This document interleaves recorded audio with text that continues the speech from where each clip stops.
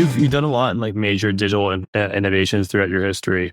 As someone in the tech space, walk me through, where the massive action needs to be done in order to go take, a consumer product like this and actually turn it into a real life business.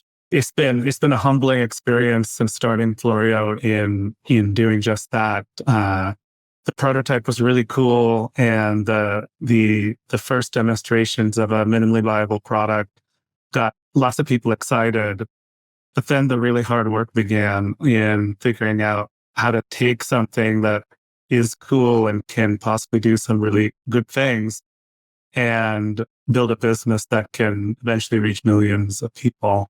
In Florio's case, this revolved around understanding how the autistic community and the broader neurodiverse community looks and finds for solutions and to overcome challenges they have in society.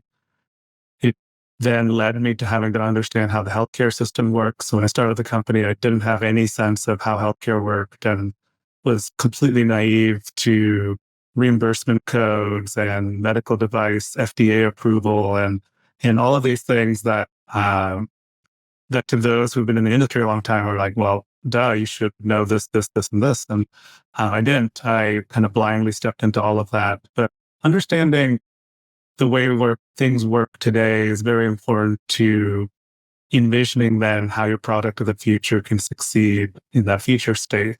Sometimes that involves just figuring out how you directly plug into an existing system. But oftentimes it also involves introducing some loopholes or left turns and how the old system works so that your new product can thrive. Talking about this and obviously creating a medical device, my background has been in actually medical device and healthcare for 11 years. I went to Germany, manufactured medical devices, brought it here to the US, also created mass distribution. So I feel your pain in some resonance. And I think not many people understand how hard and difficult that is. I think also if you're an entrepreneur wanting to go build a product to go deliver to the masses, building something once is not too difficult. Building 100 of them is somewhat difficult, but then building millions of them is very difficult, right? As a tech entrepreneur, you've obviously worked a lot more in the tech space, but this may be one of your first product consumables, I potentially presume.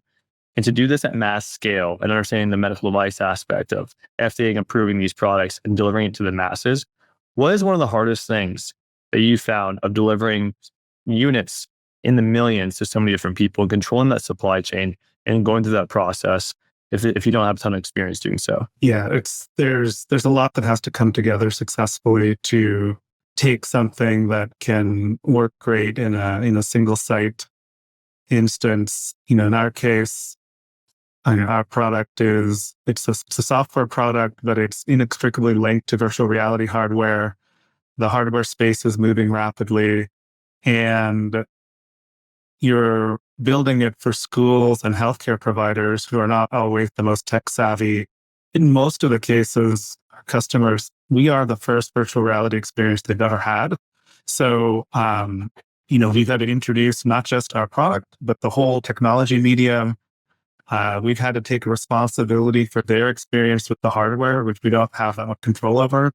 And we've had to figure out how to not just facilitate a sale and a conversion, which I did a lot of when I was at Amazon. So I oversaw products like Amazon Prime, where you had subscription-based products. So those things were comfortable for me. But the actual distribution of software to physical hardware devices, and then deployed into therapy, which is a very different use case than a traditional consumer use case. You can't not work the minute the child is in a therapy session, and it has to be safe. And so those are important considerations.